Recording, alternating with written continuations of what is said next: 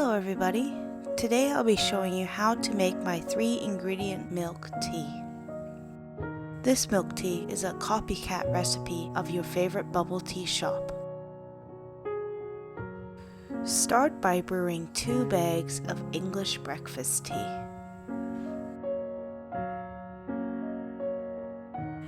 Add a half cup of boiling water and 1 tablespoon of white sugar or to taste. Now set your timer for 4 minutes.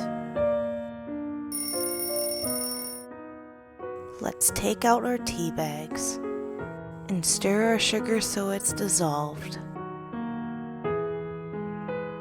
Into a glass of ice, pour in your favorite milk and pour in your sweetened tea. Wow!